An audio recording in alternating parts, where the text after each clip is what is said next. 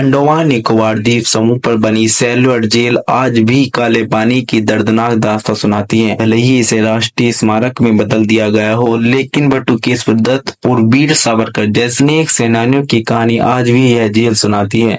Cellular jail भारतीय इतिहास का एक काला अध्याय है। भारत जब गुलामी की बेड़ियों में जकड़ा था, अंग्रेजी सरकार स्वतंत्रता सेनानियों पर कहर ढा रही, हजारों सेनानियों को फांसी दे रही, कई सेनानियों को तोपों के मुंह पर बांध कर उड़ा दिया गया था। कई ऐसे भी थे जिन्हें तिल तिल कर मारा जाता था। इसके लिए अंग्रेजों के पास सेल्युलर जेल का एक अस्त्र था। इस जेल को सेल्युलर नाम इसलिए दिया गया था क्योंकि यहाँ एक कैदी से दूसरे कैदी को बिल्कुल अलग रखा जाता था। जेल में हर कैदी के लिए एक अलग सेल होती थी। यहाँ का अकेलापन कैदी के लिए सबसे भयानक होता था। यहाँ कितने भारतीयों को फांसी दी गई और कितने मर गए, इसका कोई मौजूदा रिकॉर्ड नहीं है। लेकिन भारत की स्वतंत्रता के बाद जीवी स्वतंत्रता सेनानियों के जहन में पानी शब्द डरावना जगह के रूप में बसा हुआ है।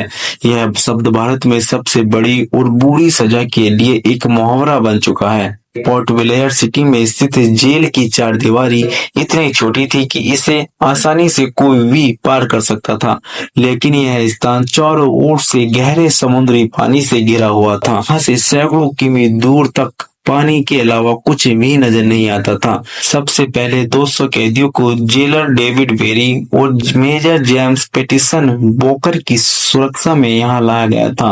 उसके बाद 773 विद्रोहियों को कराची से यहाँ लाया गया। भारत और बर्मा से भी यहाँ के सेनानियों को सजा के लिए लाया गया था। द्वीप होने की वजह से यह विद्रोहियों को सजा देने के लिए अनुकूल जगह समझी जाती थी।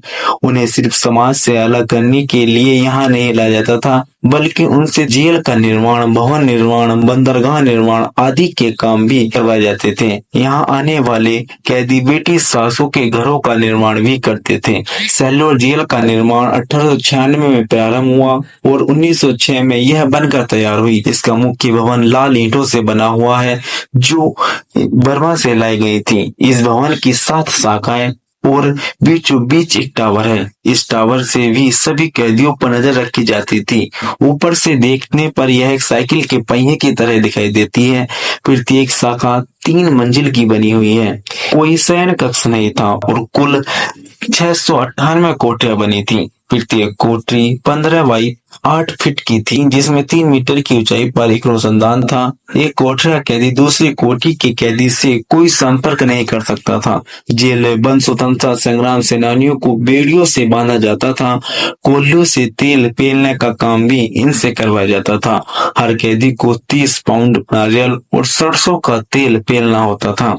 यदि वह ऐसा नहीं कर पाता था तो उन्हें बुरी तरह से पीटा जाता था और बेड़ियों से जकड़ दिया जाता था। काला पानी जेल में भारत से लेकर बर्मा तक के लोगों को कैद में रखा जाता था। बार यहाँ 238 कैदियों ने भागने की कोशिश की थी, लेकिन उन्हें पकड़ लिया गया था। एक कैदी ने आत्महत्या कर ली और बाकी पकड़े गए थे। जेल अधीक्षक बाकर ने 87 लोगों को फांसी पर लटकाने का आदेश दिया था। यहाँ 1930 में भगत सिंह के सहयोगी महावीर ने अत्याचार के खिलाफ भूख हड़ताल की थी। जेल कर्मचारियों ने उन्हें जबरन दूध पिलाया। दूध जैसे ही पेट के अंदर गया तो उनकी मौत हो गई थी। इसके बाद उनके शव में एक पत्थर बांधकर उन्हें समुद्र में फेंक दिया गया था। अंग्रेजों द्वारा अमानवीय अत्याचार करने के कारण 1930 में यहाँ कैदियों ने भूख हड़ताल कर दी।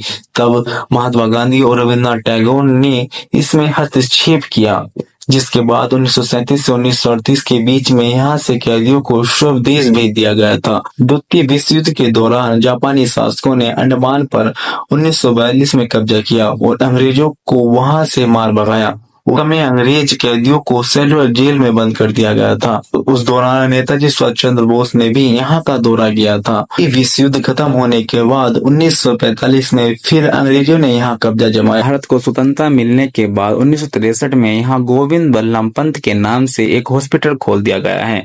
दोस्तों, अगर आपको मेरी वीडियो अच्छी लगी तो प्लीज वीडियो को लाइक शेयर कमेंट करना ना भूलें। धन्यवाद। मिलते हैं अगली वीडियो में।